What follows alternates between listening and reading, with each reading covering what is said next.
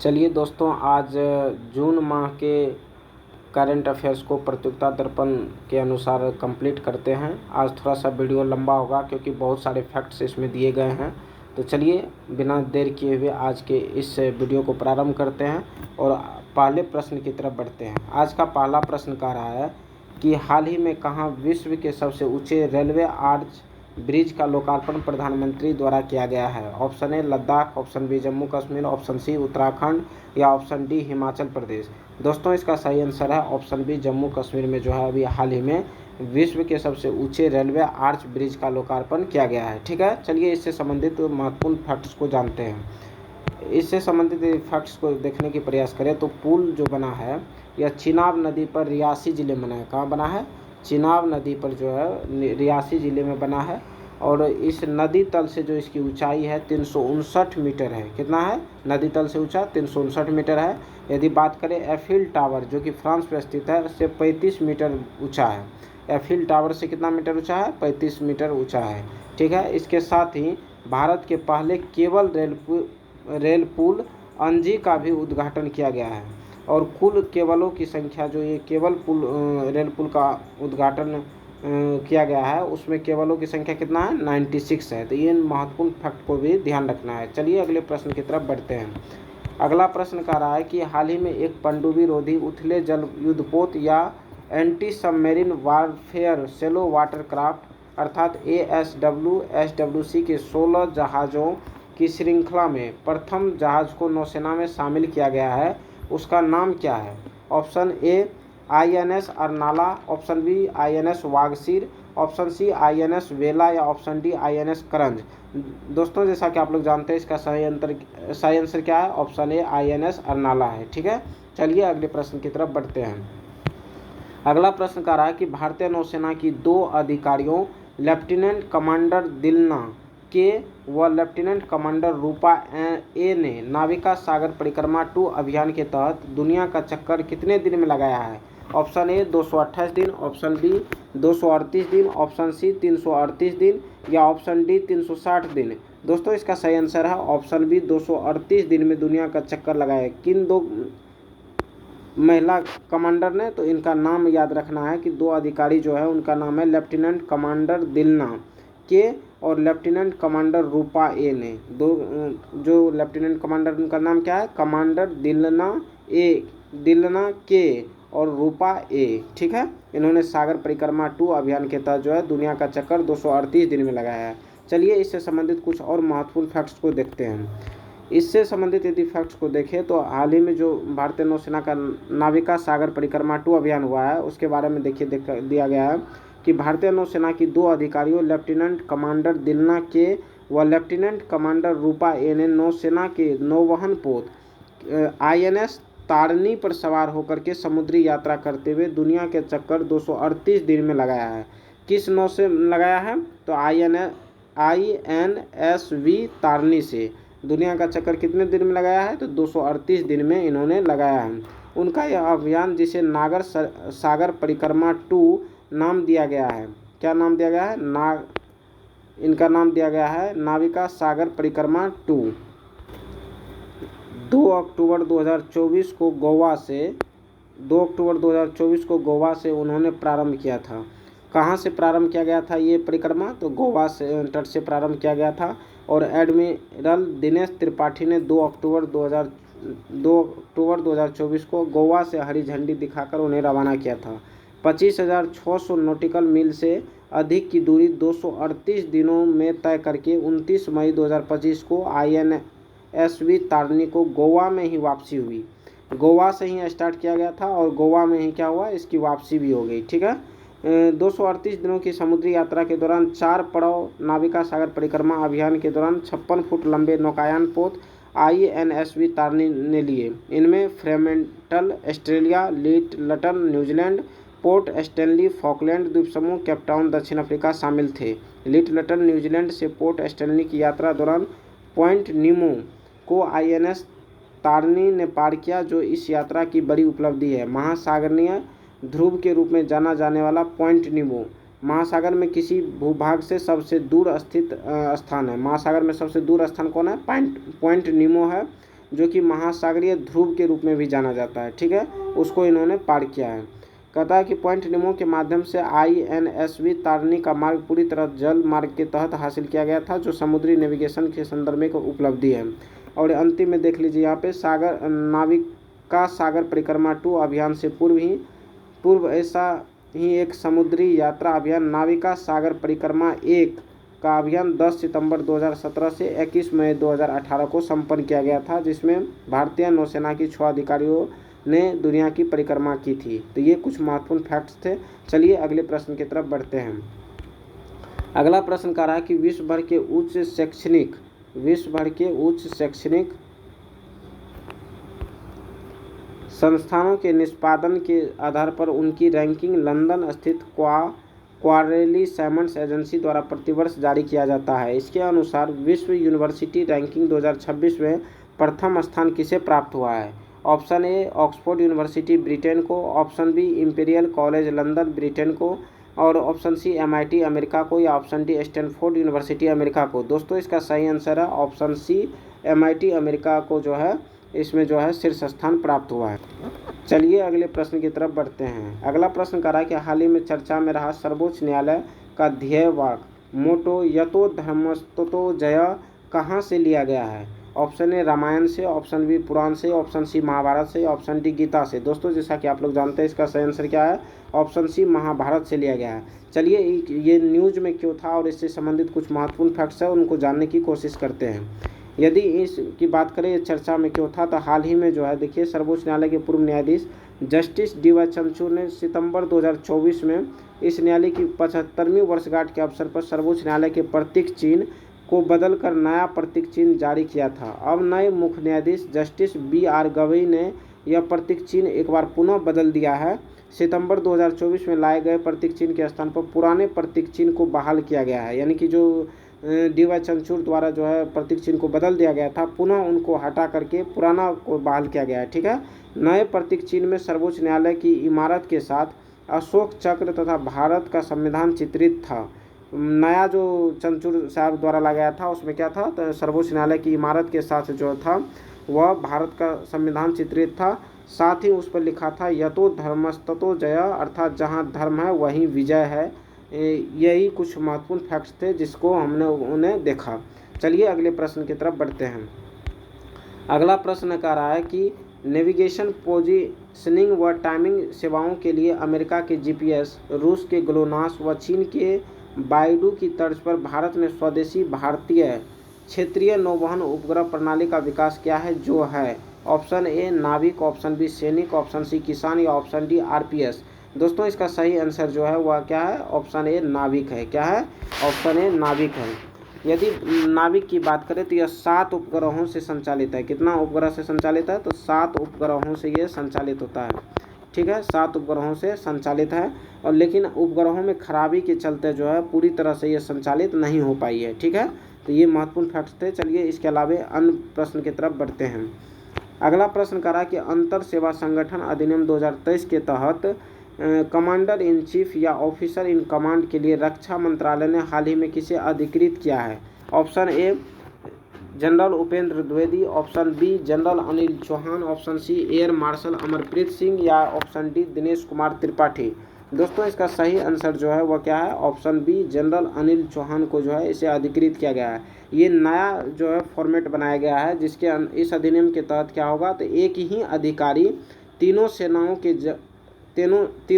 के जवानों पर जो है नियंत्रण और अनुशासन रख सकता है, ठीक है। तो ये इंपॉर्टेंट क्वेश्चन है और VVI भी है क्योंकि ये नया बनाया गया है, ठीक है। और इसके लिए अधिकृत किसे किया गया है? जनरल अनिल चौहान को। चलिए अगले प्रश्न की तरफ बढ़ते हैं। अगला प्रश्न कह रहा है कि हाल ही में सिंधु व चिनाब नदियों के पानी को पंजाब, हरियाणा व राजस्थान तक पहुंचाने के लिए कितने किलोमीटर लंबी नहर बनाने की योजना पर काम शुरू किया गया है? Option A 108 kilometre, option B 113 kilometre, option C 125 kilometre, या option D 150 kilometre.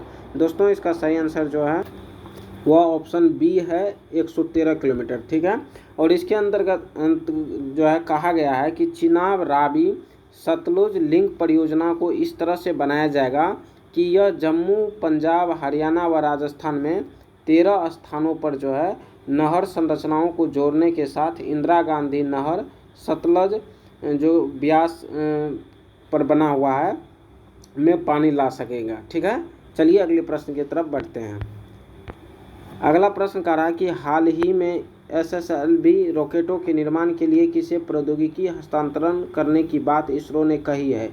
Option A DRDO को, ऑप्शन बी HAL को, ऑप्शन सी दोनों अर्थात ए और बी DRDO और HAL दोनों को, या ऑप्शन डी उपर्युक्त में से कोई नहीं। दोस्तों इसको हाल ही में जो है SSLV रॉकेटों के निर्माण के लिए प्रौद्योगिकी हस्तांतरण की बात इसरो द्वारा जो है HAL को की गई है। ठीक है, चलिए अगले प्रश्न की तरफ बढ़ते हैं।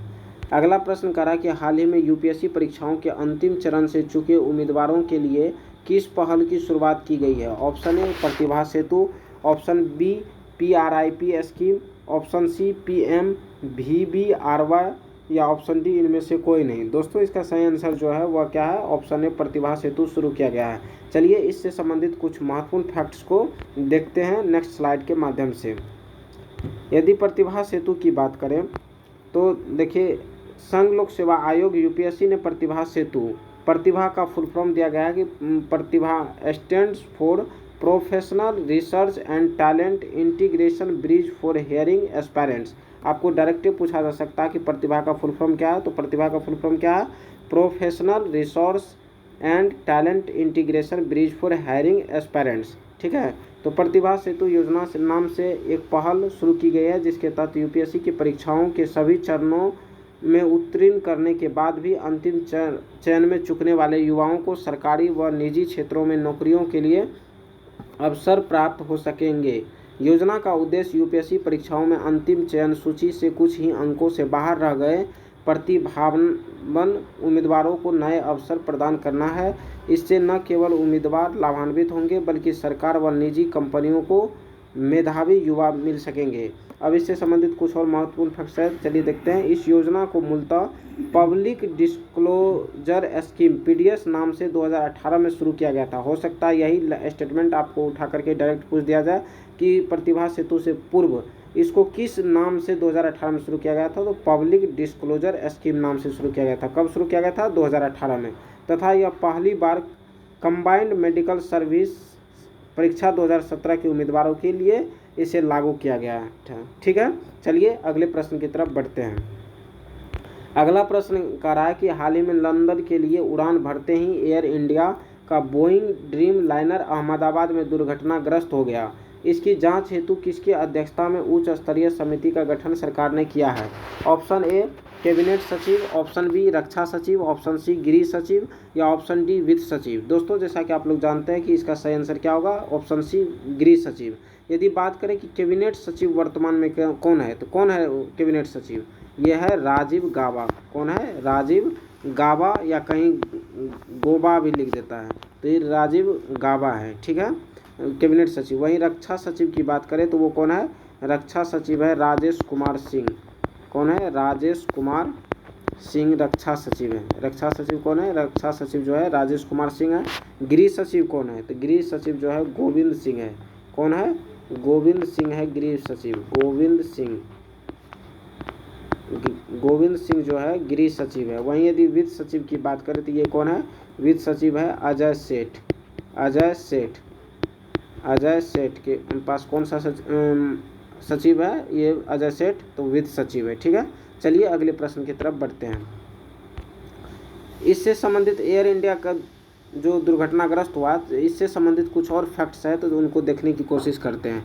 यदि फ्लाइट का नाम पूछे तो फ्लाइट का नाम क्या था? एयर इंडिया फ्लाइट 171 था। क्या था? Air India flight 171। और बोइंग ड्रीम लाइनर विमान था 7878। यदि फ्लाइट पूछे तो 171 और बोइंग ड्रीम लाइनर विमान पूछे 7878। ठीक है, चालक दल के 12 सदस्य सहित कुल 242 यात्री सवार थे। चालक दल के कितने सदस्य थे? 12। टोटल हो गए 242 यात्री। सी और जो है 241 की मौत हो जाता है, एक यात्री बच जाते हैं। और वो यात्री किस सीट पर बैठे हुए थे? तो वो बैठे हुए थे 11A सीट पे। इसलिए इन चीज़ों को जानना ज़रूरी है क्योंकि काफ़ी ज़्यादा डिटेल में इन चीज़ों को कवर किया गया था हिंदुस्तान उसके बाद जो है द हिंदू, इंडियन एक्सप्रेस, सभी पेपरों में इन चीज़ों को महत्वपूर्ण रूप से हाईलाइट किया गया था। ठीक है, तो ये चीज़ देखते हैं। इसमें कहाँ कहाँ के यात्री सवार थे, तो ये इंडिया के थे, कनाडा के थे, ब्रिटेन के थे और पुर्तगीज के थे, अर्थात पुर्तगाल के थे। ठीक है, और इस जो दुर्घटनाग्रस्त एयर इंडिया था, इसका लीडिंग कैप्टन कौन थे, कौन इसको लीड कर रहे थे, तो उनका नाम था सुमित सभरवाल। कौन लीडिंग कर रहे थे, सुमित सभरवाल कर रहे थे, और इन्होंने ही सबसे पहले मे डे कॉल आमंत्रित किया था, या मे डे कॉल जो है बोला था। कौन बोला था, सुमित सभरवाल, और जो कि लीडिंग कैप्टन थे। यदि बात करें मृतकों में कौन कौन शामिल थे, तो मृतक में जो एक महत्वपूर्ण व्यक्ति थे वह कौन थे, विजय रूपानी थे, जो कि पूर्व सीएम है थे, कहाँ के, गुजरात के पूर्व सीएम भी रह चुके थे विजय रूपानी। ठीक है, और ये जो मेडिकल कॉलेज मेघानी नगर इलाके में जो है घुस गया था ये प्लेन। कहाँ पे, किस नगर में था, इलाका कौन सा था, तो मेघानी नगर इलाका, मेडिकल कॉलेज में। और इस कौन से एयरपोर्ट से जो है वो उड़ान भरा था, तो सरदार वल्लभ भाई पटेल अंतर्राष्ट्रीय हवाई अड्डे से उड़ान भरा था। और इस दुर्घटनाग्रस्त में मुआवजे राशि के रूप में मृतकों के परिजनों को 1-1 करोड़ रुपये देने की घोषणा की गई है। और ये घोषणा जो किया गया है वह एयर इंडिया की मूल कंपनी टाटा ग्रुप की ओर से की गई है। ठीक है, चलिए इसके अलावे अन्य प्रश्नों की तरफ बढ़ते हैं। अगला प्रश्न कह रहा है कि भारत के शुभांशु शुक्ला के साथ साथ किन अन्य देशों के अंतरिक्ष यात्री 2025 में अंतर्राष्ट्रीय अंतरिक्ष स्टेशन जाने वाले एक्सियोम 4 मिशन का हिस्सा थे। ऑप्शन ए संयुक्त राज्य America, option C Poland, option C Norway, या ऑप्शन डी हंगरी। यानी कि ये 4 जो देश दिया गया है, इनमें से किन देशों के जो है अंतरिक्ष यात्री जो है एक्सियोम 4 मिशन में सम्मिलित थे, और इन कुटों का यूज करके नीचे दिए गए कथन का सही उत्तर चयन करना है। ठीक है, सभी थे, या ऑप्शन बी में कह रहा है 1, 2, 3 थे, ऑप्शन सी कह रहा है तीसरा या चौथा थे, या ऑप्शन डी कह रहा है कि पहला, तीसरा और चौथा थे। और आप लोग देख सकते हैं कि ये क्वेश्चन बीपीएससी डीएसओ 2025 में लेटेस्ट एग्जाम जो हुआ है उनमें पूछा गया है। इसलिए दोस्तों हम सभी प्रश्नों के गहराई में जाकर के उनको डिस्कशन करने की कोशिश करते हैं। ठीक है, तो यदि आप बात करें एक्सियोम मिशन 4 में किन किन देशों के यात्री शामिल थे, तो वो जो थे वह संयुक्त राज्य अमेरिका के थे। उसके बाद यदि बात करें तो पोलैंड के थे और हंगरी के थे, इन तीनों देशों के थे, नॉर्वे के नहीं थे। तो इस तरह से हमारा आंसर क्या हो जाएगा, 1, 3 और 4, अर्थात ऑप्शन नंबर डी हमारा सही आंसर है। कहाँ के यात्री सम्मिलित थे, तो संयुक्त राज्य अमेरिका, पोलैंड और हंगरी। चलिए इससे संबंधित भी कुछ महत्वपूर्ण फैक्ट्स को जानते हैं नेक्स्ट स्लाइड के माध्यम से। यदि बात करें इसमें यात्रा की एक्सियोम 4 मिशन की, तो इसमें भारत से कौन जो है सम्मिलित हुए थे, शुभांशु शुक्ला सम्मिलित हुए थे। ठीक है, और ये टोटल एक्सियोम 4 मिशन जो था ये 14 दिन का प्रवास था। कितने दिन का था, 14 दिन का प्रवास था। और इसको जो लॉन्च किया गया था वह स्पेस एक्स के फाल्कन 9 रॉकेट से, किस रॉकेट से लॉन्च किया गया था, स्पेस एक्स के फाल्कन 9 रॉकेट से। और ये 28 घंटे की उड़ान के पश्चात जो है 26 जून को शाम 4 बजे पहुंच गया था। ठीक है, और इसमें 4 यात्री, अब की बार डीएसओ पेपर में जो है पूछा गया था कि किन देशों के यात्री सम्मिलित थे। हो सकता है कि बीपीएससी के मेन एग्जाम में यही पूछ लिया जाए कि निम्न में से कौन सा यात्री सम्मिलित नहीं थे। तो ये चारों यात्री को याद रखना है। पहला यात्री जो था वो था पेगी विट्सन, जो कि नेतृत्वकर्ता भी थे। इन 4 व्यक्तियों में नेतृत्वकर्ता कौन थे, पेगी विट्सन थे, जो कि अमेरिका के थे। दूसरा यात्री जो था वो कौन था, वी एस्निएवेस्की था। कौन था, वी एस्निएवेस्की था, जो कि पोलैंड के थे। और तीसरा जो था टिबोर कापू थे, जो कि हंगरी के थे। और चौथा जो था हमारे देश के शुभांशु शुक्ला, जो कि लखनऊ के रहने वाले। ये इस तरह से 4 व्यक्ति सम्मिलित थे। और देश कौन सा था, अमेरिका, पोलैंड, हंगरी और भारत, ये 4 देश के लोग सम्मिलित थे। ठीक है, यदि अंतरिक्ष यात्रा पर जाने वाले दूसरे भारतीय थे, कौन, शुभांशु शुक्ला अंतरिक्ष यात्रा पर जाने वाले दूसरे भारतीय थे। जबकि पहला कौन था, राकेश शर्मा थे, जो कि 1984 में गए थे। कहाँ पे, अंतरिक्ष यात्रा पे जाने वाले पहले व्यक्ति यदि पूछेगा तो राकेश शर्मा, दूसरे व्यक्ति हो गए शुभांशु शुक्ला। लेकिन अंतर्राष्ट्रीय अंतरिक्ष स्टेशन पे जाने वाले पहले भारतीय बन गए कौन, शुभांशु शुक्ला। ये दोनों काफ़ी ज़्यादा कन्फ्यूजिंग पॉइंट है। यदि अंतर्राष्ट्रीय अंतरिक्ष स्टेशन की बात करेगा तो उस पर जाने वाले प्रथम व्यक्ति बने हैं शुभांशु शुक्ला, परंतु अंतरिक्ष यात्रा पर जाने वाले दूसरे व्यक्ति बने हैं। ठीक है, पहला व्यक्ति कौन थे, राकेश शर्मा थे। वो कब गए थे, 1984 में गए थे। तो चलिए अगले प्रश्न की तरफ बढ़ते हैं। अगला इससे संबंधित कुछ और महत्वपूर्ण फैक्ट्स है। तो यदि अंतर्राष्ट्रीय अंतरिक्ष स्टेशन काफ़ी चर्चा में रहा तो उससे संबंधित भी फैक्ट्स को चलिए देख लेते हैं। अंतर्राष्ट्रीय अंतरिक्ष एजेंसी की बात करें तो यह 2000 से लगातार कार्यरत है और ये किसकी है, तो ये अमेरिका द्वारा स्थापित किया गया है। ठीक है। यदि पृथ्वी की परिक्रमा की बात करें तो ये 28,000 किलोमीटर प्रति घंटा की रफ्तार से कर रहा है पृथ्वी की परिक्रमा। कौन? अंतर्राष्ट्रीय अंतरिक्ष एजेंसी, सॉरी एजेंसी नहीं, स्टेशन। ठीक है। और 24 घंटा में पृथ्वी की 16 परिक्रमा करता है। कितना? 16 परिक्रमा करता है 24 घंटा में। फलस्वरूप वहां रह रहे अंतरिक्ष यात्री हर दिन 16 बार सूर्योदय और सूर्यास्त का अनुभव करते हैं। तो इससे संबंधित कुछ महत्वपूर्ण फैक्ट्स था। चलिए अगले प्रश्न की तरफ बढ़ते हैं। अगला प्रश्न कह रहा है कि कहाँ देश का सबसे बड़ा ताला संग्रहालय बनेगा? Option A Noida, option B Lucknow, option C Kanpur या ऑप्शन डी अलीगढ़। दोस्तों इसका सही आंसर क्या होगा? ऑप्शन डी अलीगढ़ में देश का सबसे बड़ा ताला संग्रहालय बनेगा। चलिए इससे संबंधित अगला प्रश्न को देखते हैं। अगला प्रश्न कह रहा है कि हाल ही में किस राज्य की सरकार ने लोमड़ी व सियार के हमले को मानव वन्यजीव संघर्ष की श्रेणी 2 में रखते हुए ऐसे हमलों से होने वाली मौत को राज्य आपदा घोषित किया है? Option A Madhya Pradesh, option B Mizoram, option C Uttar Pradesh या ऑप्शन डी बिहार। दोस्तों जैसा कि आप लोग जानते हैं कि इसका सही आंसर क्या हो जाएगा? ऑप्शन सी उत्तर प्रदेश हो जाएगा।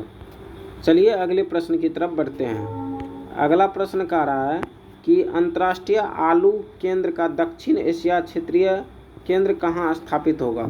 ऑप्शन ए लखनऊ में, ऑप्शन बी नई दिल्ली में, ऑप्शन सी आगरा में या ऑप्शन डी बेंगलुरु में। दोस्तों इसका सही आंसर है ऑप्शन सी आगरा में। ठीक है। चलिए नेक्स्ट प्रश्न की तरफ बढ़ते हैं। अगला प्रश्न कह रहा है कि हाल ही में कहाँ 10वीं व 12वीं कक्षा के टॉपर्स को उनके जनपद में एक दिन के लिए जिलाधिकारी व पुलिस अधीक्षक बनाने की योजना प्रस्तुत किया गया है? ऑप्शन ए उत्तर प्रदेश में, option B Jharkhand, option C Bihar या ऑप्शन डी उत्तराखंड। दोस्तों जैसा कि आप लोग जानते हैं कि इसका सही आंसर क्या होगा? ऑप्शन डी उत्तराखंड होगा। ठीक है। चलिए नेक्स्ट प्रश्न की तरफ बढ़ते हैं। अगला प्रश्न कह रहा है कि हाल ही में बिहार के किस विधानसभा से निर्वाचित विधायक मिश्री लाल यादव की विधानसभा सदस्यता 2 वर्ष से अधिक की सजा के चलते समाप्त हो गया है? इस विधायक का नाम क्या है? तो मिश्री लाल यादव की विधानसभा सदस्यता रद्द हो गया। क्योंकि उन्हें 2 वर्ष से अधिक की सज़ा मिल चुकी है। कहता वो किस विधानसभा से जो है बिलोंग्स करते थे? ऑप्शन ए अलीनगर विधानसभा दरभंगा, ऑप्शन बी बेनीपुर विधानसभा दरभंगा, ऑप्शन सी कुशेश्वर स्थान विधानसभा समस्तीपुर या ऑप्शन डी आलमनगर विधानसभा मधेपुरा। दोस्तों इसका सही आंसर जो है वह है ऑप्शन ए अलीनगर विधानसभा दरभंगा से इनका संबंध था। ठीक है। तो चलिए अगले प्रश्न की तरफ बढ़ते हैं। अगला प्रश्न कह रहा है कि हाल ही में किस राज्य सरकार द्वारा 50-50 लाख रुपये की राशि से सभी ग्राम पंचायतों में विवाह भवन बनाने का निर्णय लिया गया है? Option A Uttar Pradesh, option B Madhya Pradesh, option C Haryana या ऑप्शन डी बिहार। दोस्तों जैसा कि आप लोग जानते हैं कि इसका सही आंसर क्या हो जाएगा? Option D Bihar. बिहार सरकार द्वारा जो है हाल ही में प्रत्येक ग्राम पंचायतों में विवाह भवन बनाने का निर्णय लिया गया है। लेकिन कितने राशियों की सहायता से? तो 50-50 लाख रुपया की राशि की मदद से जो है विवाह भवन बनाया जाएगा। यदि बात करें बिहार से संबंधित कुछ महत्वपूर्ण फैक्ट्स की तो चलिए अगले स्लाइड के माध्यम से देखते हैं। यदि बिहार में बात करें कि ग्राम पंचायत कितना है तो वो है ग्राम पंचायत 8053 ग्राम पंचायत है। कितने ग्राम पंचायत है बिहार में? 8053 ग्राम पंचायत है। सब डिविजनल कितना है? 101 सब डिविजनल है। सब डिविजनल मतलब अनुमंडल कितने हैं? 101 है। अंचल कितना है? 534 है। वहीं डिवीजन की यदि बात करें यानी प्रमंडल की बात करें तो वो 9 गो प्रमंडल है। ठीक है। चलिए अगले प्रश्न की तरफ बढ़ते हैं। अगला प्रश्न कह रहा है कि हाल ही में भारतीय प्रधानमंत्री का पाकिस्तान के विरुद्ध संपन्न ऑपरेशन सिंदूर के पश्चात किन देशों की पहली विदेश यात्रा हुई है? Option A Canada, option B Cyprus, option C Croatia या ऑप्शन डी थाईलैंड। दोस्तों इसका सही आंसर जो है वह क्या है? ऑप्शन बी साइप्रस का। क्यों पहला ऑपरेशन सिंदूर के पश्चात जो है पहला विदेशी यात्रा साइप्रस का ही हुआ है? क्योंकि हमने देखा था कि इस टाइम में जो पाकिस्तान और भारत के बीच जो है तनाव बढ़ा था तो उसमें तुर्की के द्वारा जो है खुलेआम पाकिस्तान का समर्थन किया गया था। इसलिए तुर्की के विरोध में, चूँकि ये तुर्की और साइप्रस का जो है एक दूसरे से दुश्मनी रहता है जैसे हम लोगों का भारत पाकिस्तान से रहता है, तो इसलिए जो है साइप्रस को जो है उनका जो है पक्ष लेने के लिए साइप्रस की पहली यात्रा प्रधानमंत्री जी का हुआ था। और वहाँ का जो है साइप्रस का जो सर्वोच्च सम्मान है, साइप्रस का सर्वोच्च सम्मान जो है उनका नाम क्या है? तो उनका नाम है, चलिए देखते हैं उनका नाम, उनका नाम है कि grand cross of the order. क्या नाम है? Grand cross of the order of grand cross of the order of Makarios. क्या नाम है?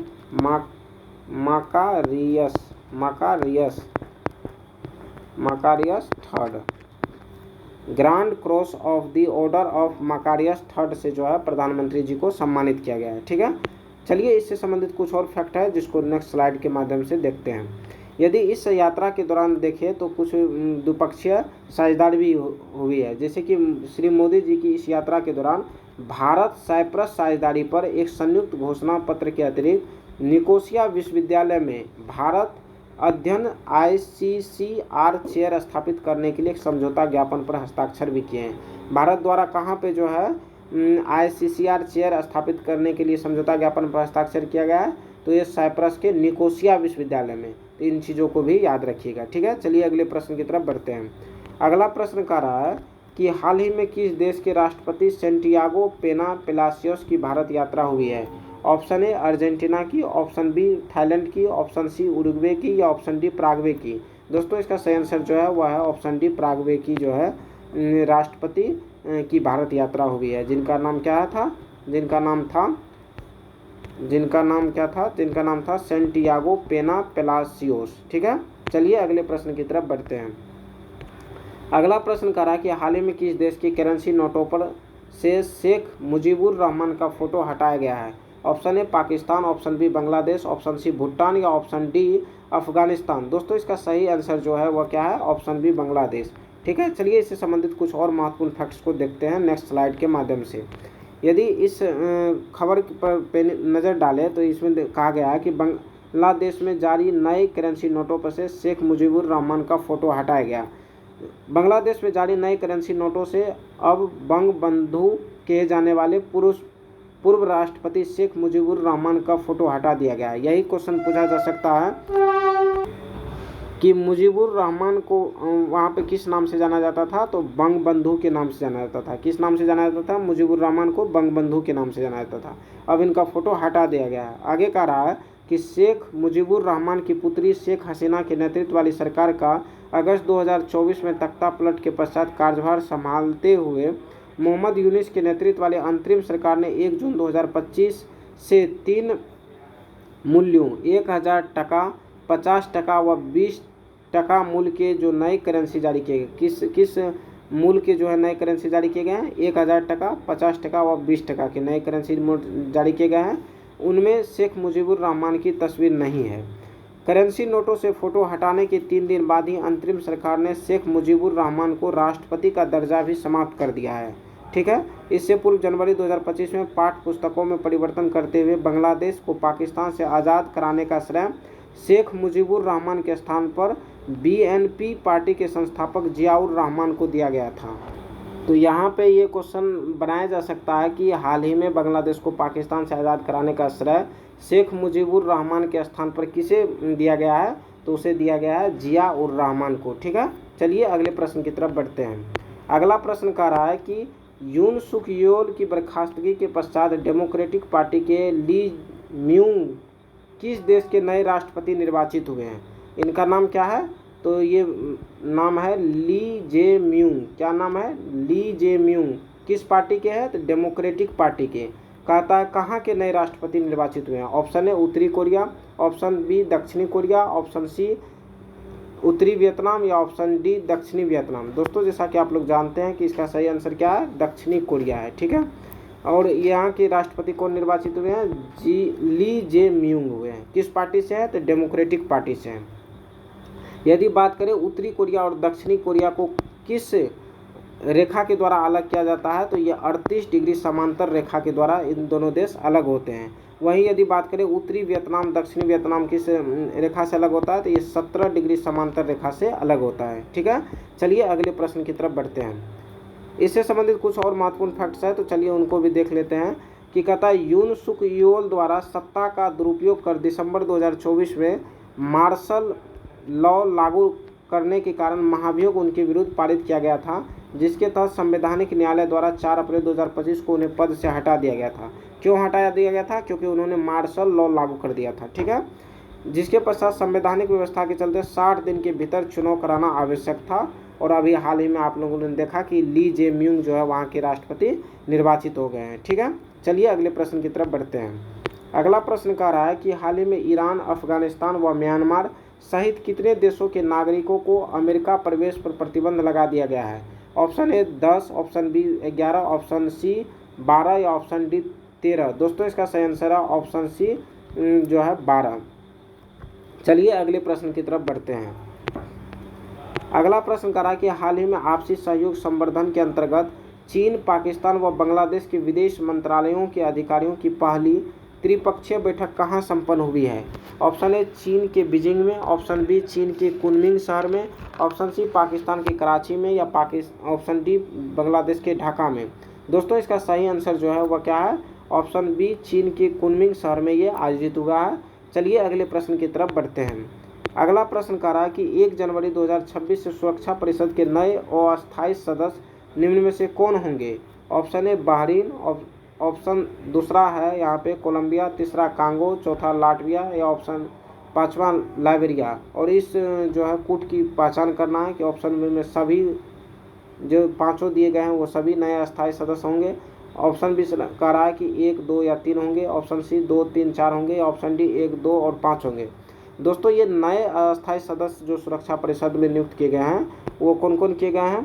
तो वो पहला है बहरीन, दूसरा है कोलंबिया और तीसरा जो है वह कांगो है, चौथा लाटविया और पांचवा लाइबेरिया है। अर्थात ये पांचों के पांचों जो है नए अस्थायी सदस्य के रूप में नियुक्त किए गए हैं। तो इसलिए ये क्वेश्चन बहुत ज़्यादा इंपॉर्टेंट है और इसका सही आंसर इस प्रकार क्या हो जाएगा? ऑप्शन ए उपर्युक्त सभी। तो इन चीज़ों को याद रखिएगा कि नए अस्थायी सदस्य के रूप में किसे नियुक्त किया गया है? बहरीन, कोलंबिया, कांगो, लाटविया और लाइबेरिया को। ठीक है, चलिए अगले प्रश्न की तरफ बढ़ते हैं। अगला प्रश्न कह रहा है कि हाल ही में भारत के अंदर पहली ग्रासलैंड बर्ड सेंसस कहाँ संपन्न हुई है?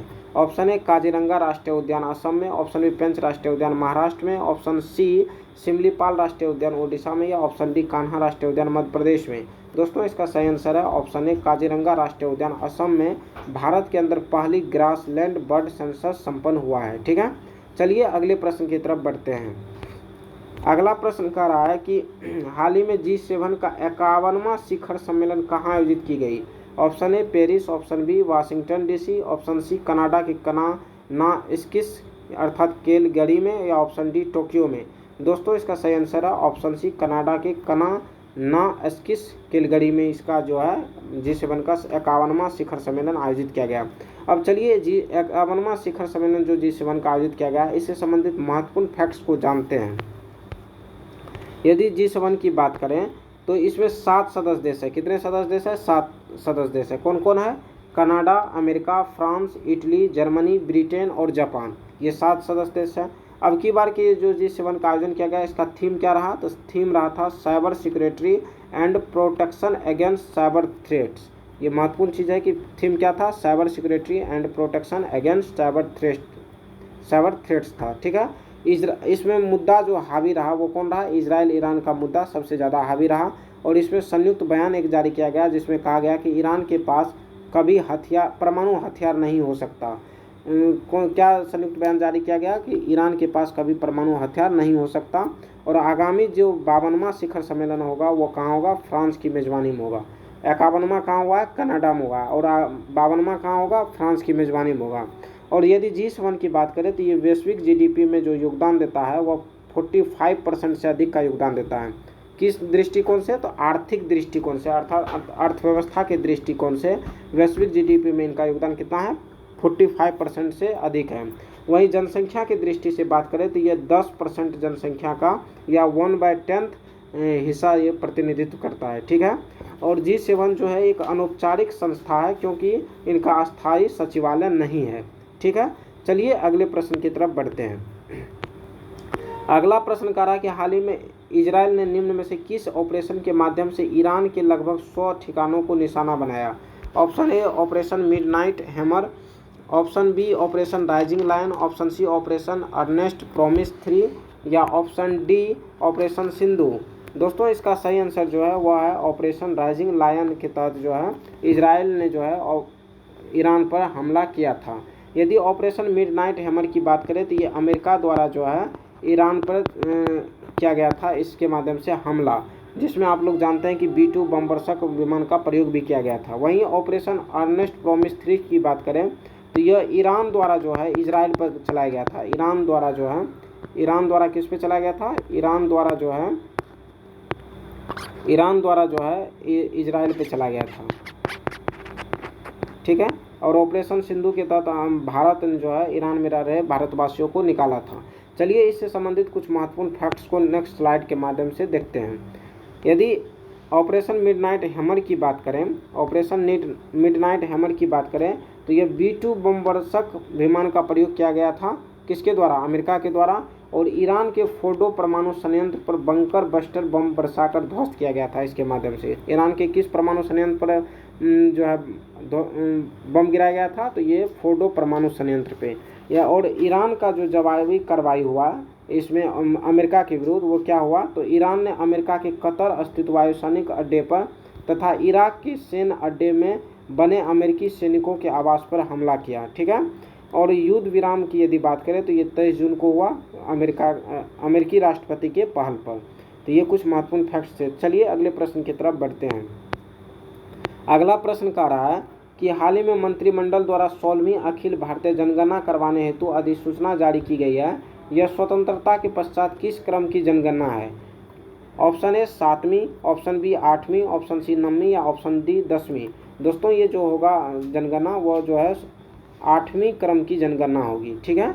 किस क्रम की होगी? तो 8वीं क्रम की जनगणना होगी। चलिए अगले प्रश्न की तरफ बढ़ते हैं। और ये जो है आज़ादी के बाद 8वीं होगी। कौन सी होगी? आज़ादी के बाद। यहाँ ध्यान रखने की बात है कि ये आज़ादी के बाद ये 8वीं क्रम की होगी। ठीक है। चलिए अगले प्रश्न की तरफ या इससे संबंधित महत्वपूर्ण फैक्ट्स को नेक्स्ट स्लाइड के माध्यम से देखते हैं। यदि इस जनगणना की बात करें तो आर्टिकल 246 के अंतर्गत जनगणना संघ का विषय आता है। किस क्षेत्र का विषय है? तो संघीय विषय का क्षेत्र है ये जनगणना। और किस अनुच्छेद के अंतर्गत? 246 के तहत। वहीं बात करें कि स्वतंत्रता पश्चात पहली बार जातिवार जनगणना होगी इसके माध्यम से। और पहली बार जो जातिगत जनगणना हुई थी वह 1931 में हुई थी। और ये जनगणना 2 चरणों में संपन्न होगा। पहला चरण जो होगा वह 1 अक्टूबर 2026 से होगा।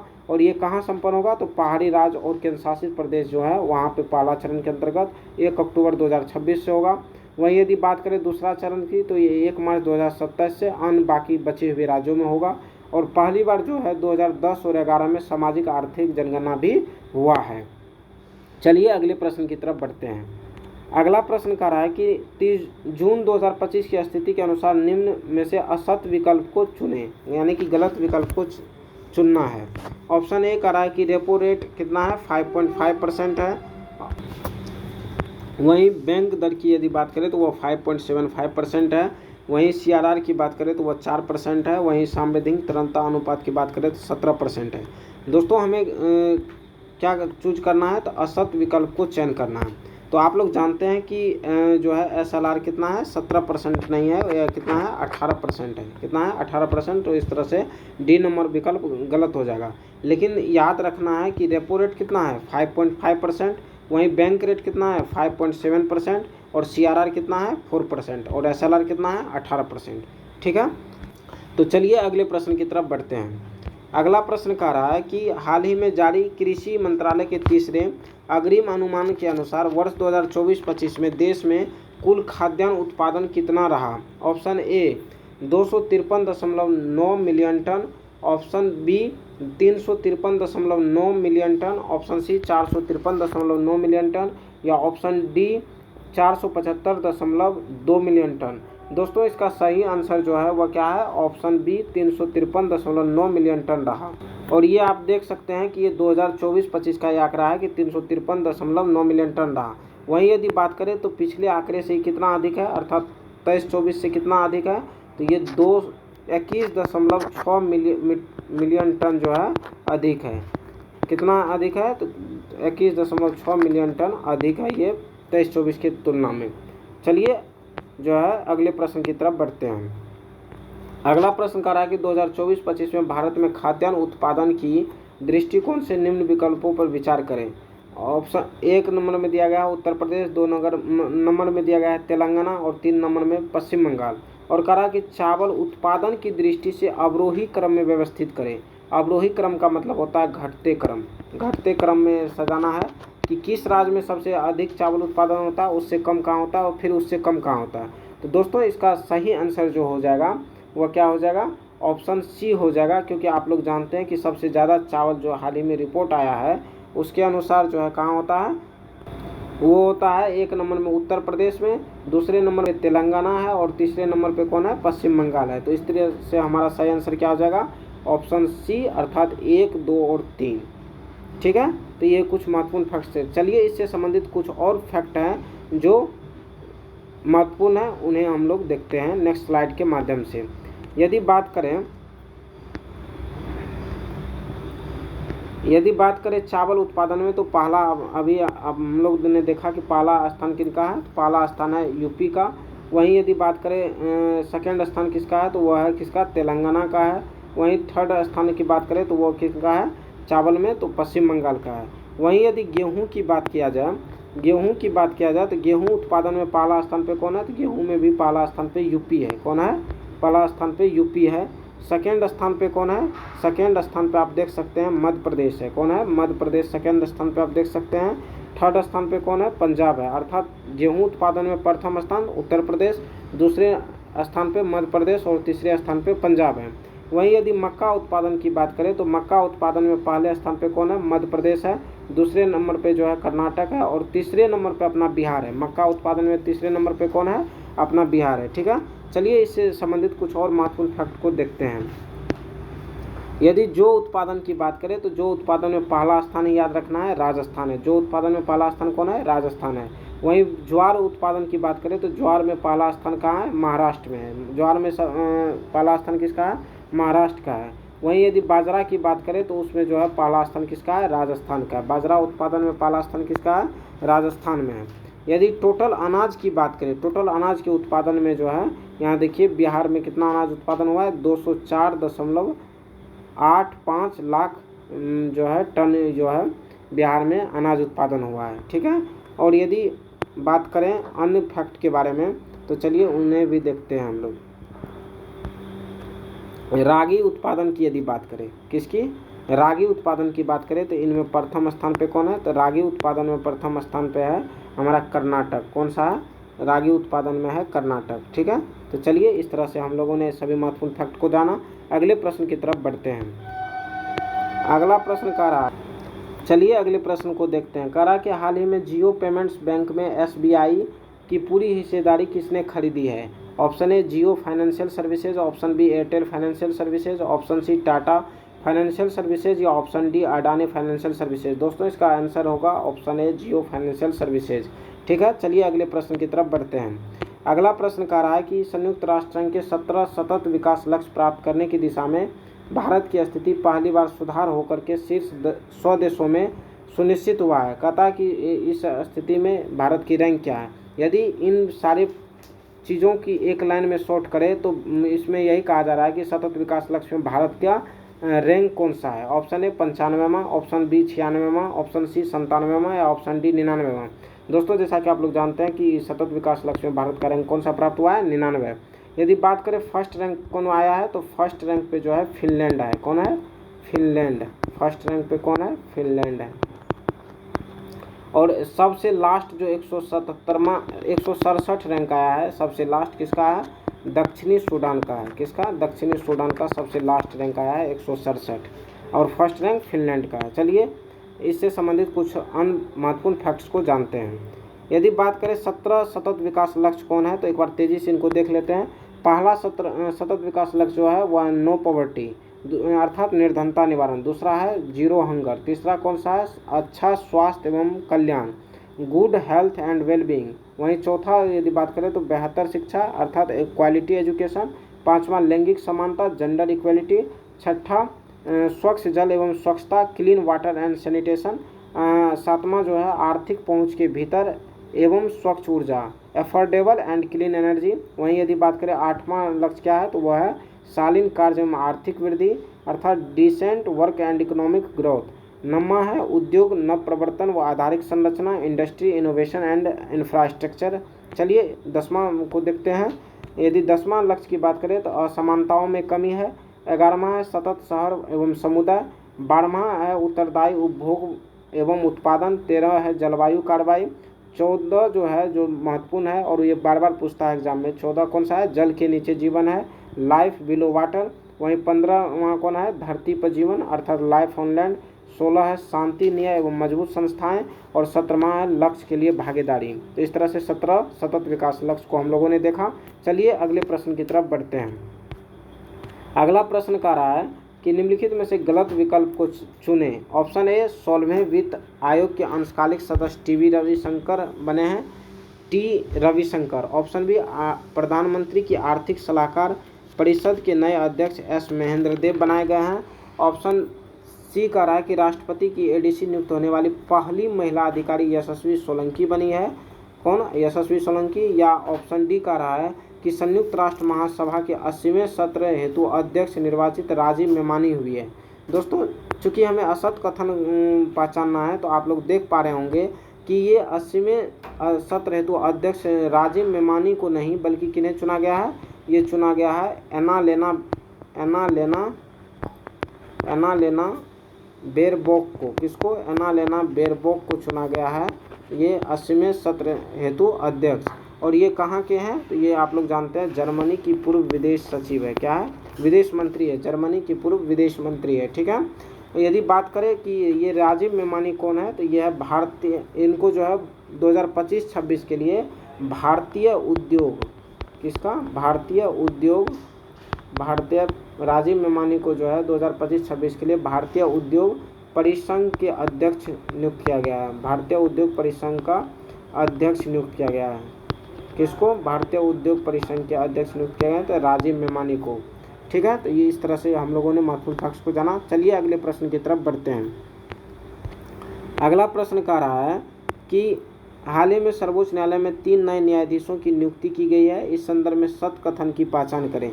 ये बीपीएससी का फेवरेट क्वेश्चन है कि सर्वोच्च न्यायालय में कोई भी न्यायाधीश की नियुक्ति होती है तो उससे संदर्भित पूर्व में वो कहाँ कार्यरत थे उन चीज़ों को पूछता है। बात करें 3 जो न्यायाधीश हुए तो पहला कहता है NV अंजारिया, पूर्व में कर्नाटक उच्च न्यायालय में थे। ऑप्शन बी कह रहा है विजय बिश्नोई, गुवाहाटी उच्च न्यायालय में थे। और ऑप्शन सी कह रहा है AS चंदूरकर, मुंबई उच्च न्यायालय में थे। और हमें पूछा जा रहा है कि कौन सा कथन जो है सत्य है, यानी कि कौन सा विकल्प सही है। और डी ऑप्शन कह रहा है उपर्युक्त में से सही। दोस्तों इसका सही आंसर जो है वह है ऑप्शन डी उपर्युक्त सभी, अर्थात तीनों का तीनों आप लोगों को याद रखना है कि NV अंजारिया जो थे अभी जो सर्वोच्च न्यायालय में नियुक्त हो गए तो ये पहले कर्नाटक उच्च न्यायालय में थे। विजय बिश्नोई गुवाहाटी उच्च न्यायालय में थे। वहीं AS चंदूरकर की यदि बात करें तो ये मुंबई उच्च न्यायालय में कार्यरत न्यायाधीश थे। ठीक है। चलिए अगले प्रश्न की तरफ बढ़ते हैं। अगला प्रश्न में कह रहा है कि निम्नलिखित में से गलत विकल्प को चुनें, यानी कि गलत कथन को चुनना है। ऑप्शन ए कह रहा है कि विश्व सुंदरी का ताज ओपल सुचाता चुआंगसरी जो कि थाईलैंड की है, इनको चुना गया है। वहीं यदि बात करें राष्ट्रीय फ्लोरेंस नाइटिंगेल पुरस्कार जो है 15 चुनिंदा नर्सिंग पेशेवरों को सम्मानित किया गया है। ऑप्शन सी कह रहा है नोमैडिक एलिफेंट भारत मंगोलिया का संयुक्त सेनाभ्यास हुआ है। और भारत फ्रांस का संयुक्त द्विवार्षिक सेनाभ्यास शक्ति जो है भारत के विशाखापट्टनम में संपन्न हुआ है। तो दोस्तों इसका चूंकि हमें असत कथन की पहचान करना है तो इसका ऑप्शन डी असत्य हो जाएगा, क्योंकि ये जो है भारत फ्रांस का संयुक्त द्विवार्षिक सेनाभ्यास शक्ति जो हुआ है यह मंगोलिया के उलान बटोर में आयोजित हुआ है। और ये यहाँ पे ये सही है, भारत के विशाखापट्टनम में हुआ है। विशाखापट्टनम में नहीं हुआ, ये कहाँ हुआ है तो फ्रांस के ला केवेलरी में हुआ है। कहाँ हुआ है, ला केवेलरी में ये फ्रांस के ला केवेलरी में हुआ है। वहीं यदि बात करें नोमैडिक एलिफेंट की तो ये भारत मंगोलिया संयुक्त अभ्यास है जो कि कहाँ हुआ है तो ये मंगोलिया के उलान बटोर में हुआ है। वहीं यदि भारत फ्रांस का संयुक्त द्विवार्षिक सेनाभ्यास शक्ति की पूछे तो वो भारत के विशाखापट्टनम में नहीं बल्कि वो फ्रांस के ला केवेलरी में आयोजित हुआ है। तो इस तरह से हमारा ऑप्शन चूंकि डी गलत था, इसका सही आंसर क्या हो जाएगा, डी। चलिए अगले प्रश्न की तरफ बढ़ते हैं। अगला प्रश्न कह रहा है कि हाल ही में पेरिस डायमंड लीग में नीरज चोपड़ा ने कौन सा पदक जीता है। ऑप्शन ए स्वर्ण पदक, ऑप्शन बी रजत पदक, ऑप्शन सी कांस्य पदक या ऑप्शन डी इनमें से कोई नहीं। दोस्तों इसका सही आंसर जो है वो क्या है, ऑप्शन ए स्वर्ण पदक है। ठीक है, चलिए अगले प्रश्न की तरफ बढ़ते हैं। अगला प्रश्न कह रहा है कि हाल ही में आईसीसी की तीसरी विश्व टेस्ट चैंपियनशिप 2023-25 में विजेता कौन बना है। सबसे पहली बात है कि ये आईसीसी की कौन से क्रम की विश्व टेस्ट सीरीज था, तो ये तीसरे क्रम का था। किस क्रम का था, तीसरे क्रम का था।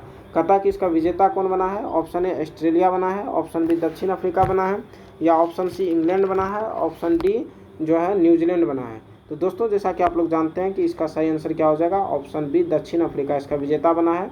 इन्होंने किसको हराया है, तो इन्होंने ऑस्ट्रेलिया को हराया है। इसको ऑस्ट्रेलिया को हरा करके ये जीता है, अर्थात उप विजेता कौन है, ऑस्ट्रेलिया है, विजेता दक्षिण अफ्रीका है। चलिए इससे संबंधित कुछ महत्वपूर्ण फैक्ट्स को नेक्स्ट स्लाइड के माध्यम से देखते हैं। यदि तीसरे टेस्ट आईसीसी टेस्ट चैंपियनशिप की बात करें तो इसमें कुल 9 टीमें पार्टिसिपेट कर रही थी। दक्षिण अफ्रीका 5 विकेट से जीता है और फाइनल का मैन ऑफ द मैच जो चुना गया है वह एडन मार्करम को दिया गया है, क्योंकि इन्होंने 136 रन फाइनल मैच में बनाया था। वहीं यदि बात करें विजेता टीम के कप्तान कौन थे, तो टेम्बा बावुमा था। कौन था, टेम्बा बावुमा।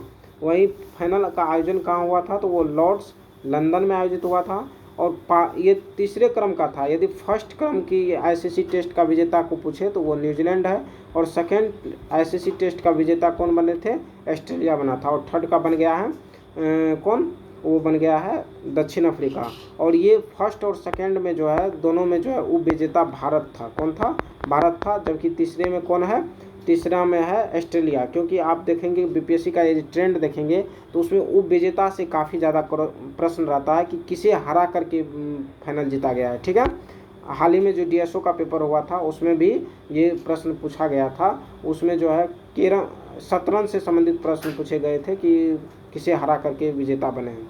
चलिए अगले प्रश्न की तरफ बढ़ते हैं। अगला प्रश्न कह रहा कि फ्रेंच ओपन टेनिस 2025 में पुरुष एकल का विजेता कौन बना है। ऑप्शन ए कार्लोस अल्कराज स्पेन के हैं, ऑप्शन बी यानिक सिनर जो कि इटली के हैं, या ऑप्शन सी कोको गॉफ जो कि अमेरिका के हैं, ऑप्शन डी मार्सेल ग्रेनोलर्स।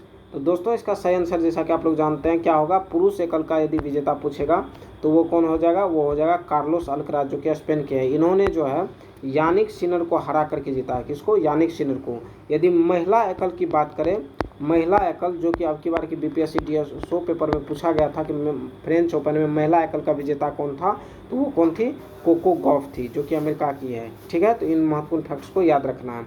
चलिए इससे संबंधित महत्वपूर्ण फैक्ट्स को देखते हैं, और जितने भी प्रकार के ये होते हैं स्लैम, चाहे वो फ्रेंच हो, ऑस्ट्रेलियन हो, विंबलडन हो, उन सभी को एक साथ समग्र रूप से देखते हैं। ठीक है, चलिए यदि बात करें ऑस्ट्रेलियन ओपन 2025 की, तो ये देखिए सबसे पहले ये हार्ड कोर्ट पे खेला जाता है। 69वीं बीपीएससी में यही पूछ लिया गया था कि कौन सा ओपन जो है किस तरह के मैदान पे खेले जाते हैं। तो ऑस्ट्रेलिया ओपन जो है हार्ड कोर्ट पे खेला जाता है, और इसमें पुरुष एकल विजेता कौन बने हैं, तो जेनिक सिनर बने।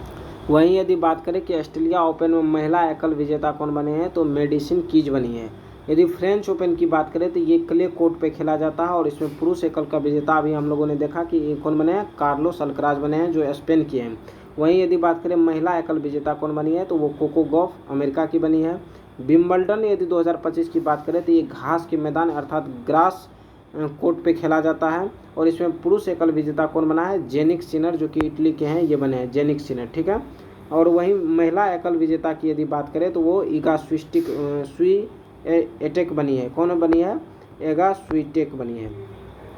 कौन बनी है, एगा स्वीटेक बनी है महिला एकल में विजेता। ठीक है, चलिए अगले पे बढ़ते हैं। यूएस ओपन 2024 किस प्रकार के ग्राउंड पे खेला जाता है, तो यह हार्ड कोर्ट पे खेला जाता है ये भी, और इसमें पुरुष एकल के विजेता जेनिक सिनर बने हैं, और वही महिला एकल के विजेता की यदि बात करें तो वे आर्याना सवालोंका बने हैं। जेनिक सिनर की यदि बात करें तो आप यहाँ पे देख सकते हैं ट्रेंड कि ऑस्ट्रेलिया ओपन के भी विजेता हैं। वहीं पे यदि विंबलडन की बात करें तो इनका भी विजेता है, और यूएस ओपन के भी विजेता। तीनों के विजेता कौन है? जेनिक सिनर पुरुष में है वह, और फ्रेंच ओपन को छोड़ करके बाद बाकी तीनों में, महिला में अलग अलग हैं। तो इन चीज़ों को आप लोग ध्यान रखेंगे, ठीक है। चलिए अगले प्रश्न की तरफ बढ़ते हैं। अगला प्रश्न कह रहा है कि हाल ही में आईपीएल के 18वें संस्करण का आयोजन हुआ। संस्करण कौन सा था? 18वां था। कहता जिसमें आरसीबी ने पंजाब किंग्स को हराकर, किसे हरा करके? पंजाब किंग्स को हरा करके फाइनल जीता। विजेता टीम के कप्तान कौन थे? Option A Virat Kohli, option B Rajat Patidar, option C Krunal Pandya, या ऑप्शन डी टिम डेविड। दोस्तों इसका सही आंसर जो है ऑप्शन बी है, रजत पाटीदार इसके कैप्टन थे। चलिए इससे संबंधित कुछ महत्वपूर्ण फैक्ट्स को देख लेते हैं। यदि बात करें आईपीएल 2025 की, जो कि 18वां आईपीएल था, तो ये 18वां संस्करण था। ऑरेंज कैप किसको मिला? तो साई सुदर्शन को मिला, जो कि गुजरात टाइटंस के खिलाड़ी हैं। वहीं यदि पर्पल कैप की बात करें तो प्रसिद्ध कृष्णा को मिला, और वो भी गुजरात टाइटंस के खिलाड़ी हैं। यदि बात करें स्ट्राइकर ऑफ द सीजन किसको दिया गया? तो ये वैभव सूर्यवंशी को दिया गया, जो कि राजस्थान रॉयल्स की तरफ से खेल रहे थे, और इन्होंने 35 गेंदों पर शतकीय पारी खेला है।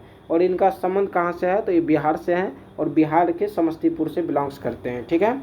चलिए अगले प्रश्न की तरफ बढ़ते हैं। अगला प्रश्न कह रहा है कि हाल ही में भारत का पहला राज्य कौन बन गया है जिन्होंने नगर निकाय चुनाव में मोबाइल आधारित ई वोटिंग प्रणाली लागू की है? Option A Uttar Pradesh, option B Gujarat, option C Maharashtra, या ऑप्शन डी बिहार। दोस्तों इसका सही आंसर जो है वह क्या है? ऑप्शन डी बिहार है। चलिए इससे संबंधित कुछ महत्वपूर्ण फैक्ट्स को फिर से देख लेते हैं।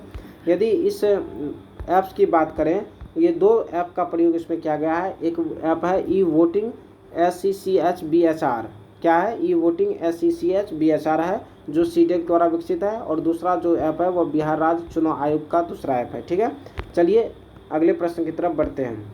अगला प्रश्न कह रहा है कि हाल ही में कहाँ की पुलिस ने AI आधारित भीड़ निगरानी जैसी नई पहल की है?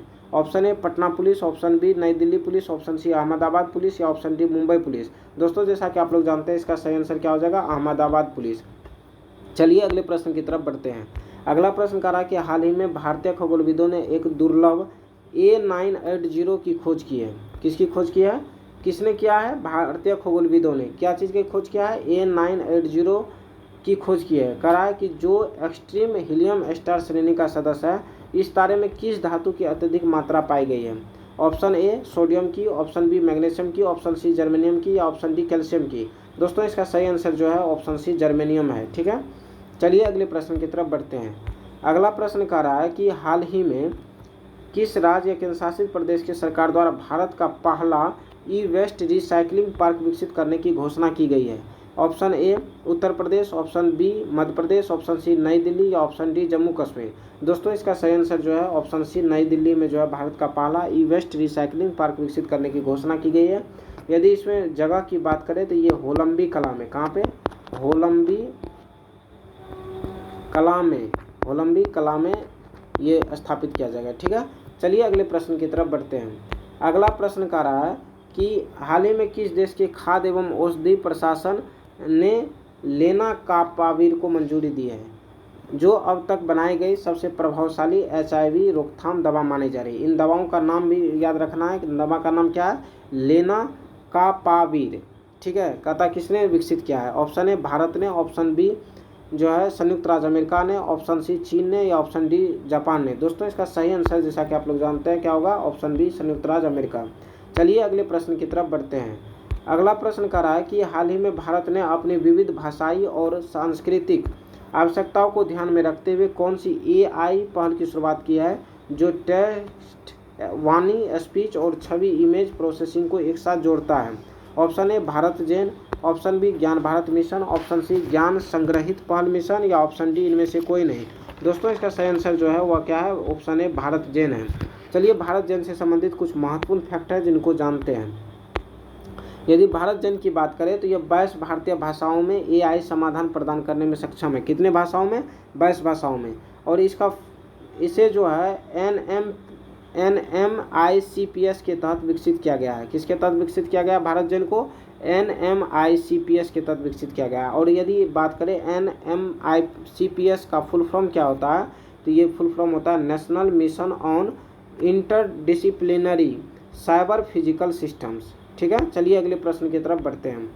अगला प्रश्न कह रहा है कि फास्टैग क्या है और यह भारत में टोल भुगतान प्रक्रिया को कैसे सरल बनाता है। ऑप्शन ए, यह एक मोबाइल ऐप है जो टोल बूथ पर संगीत बजाता है। ऑप्शन बी, यह एक इलेक्ट्रॉनिक टोल संग्रह प्रणाली है जो रेडियो फ्रीक्वेंसी आइडेंटिफिकेशन तकनीक पर आधारित है। ऑप्शन सी, यह एक डेबिट कार्ड है जो केवल पेट्रोल पंप पर चलता है। या ऑप्शन डी, यह एक वाहन का नंबर प्लेट बदलने का सिस्टम है।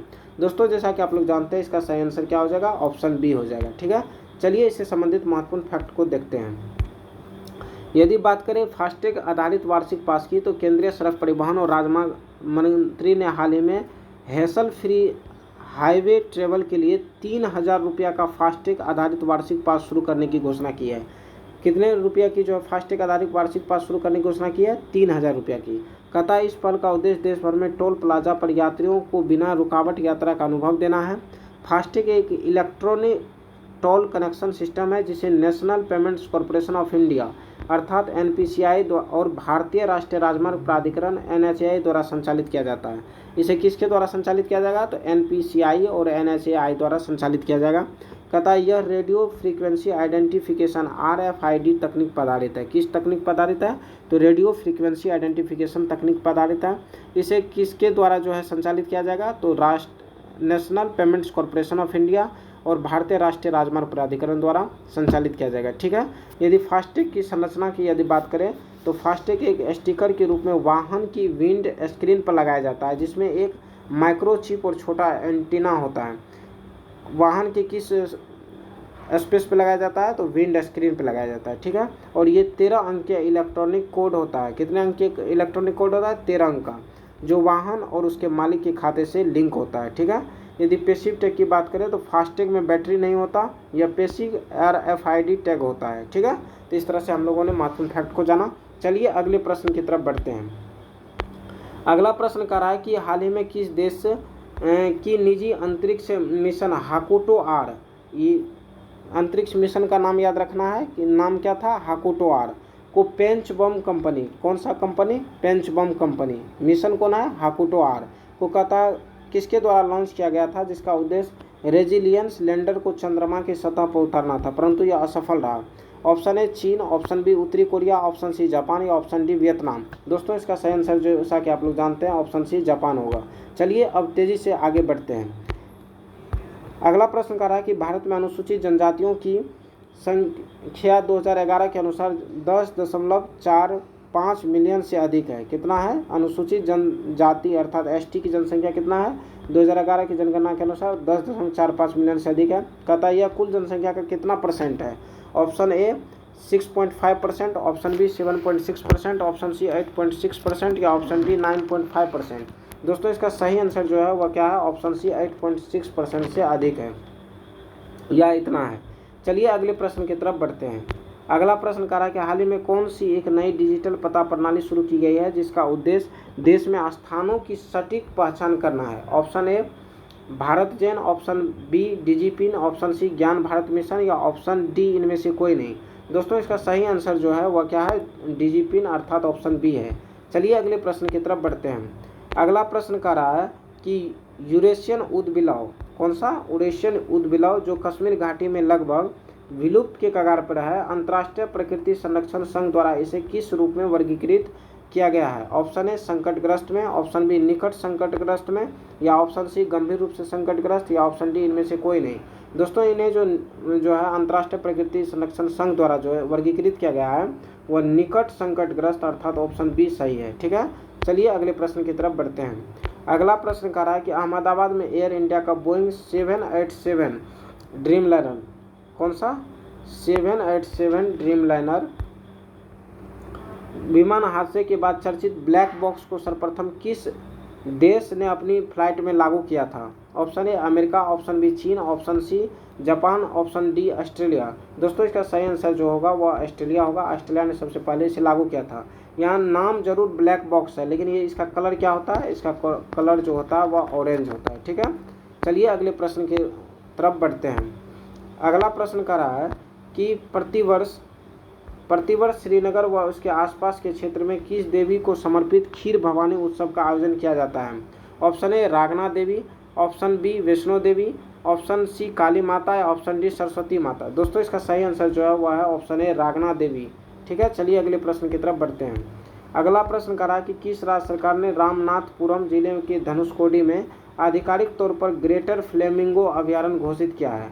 Option A Tamil Nadu, option B Karnataka, option C Kerala या ऑप्शन डी आंध्र प्रदेश। इसका सही आंसर जो है वह क्या है, ऑप्शन ए तमिलनाडु है। ठीक है, चलिए अगले प्रश्न की तरफ बढ़ते हैं।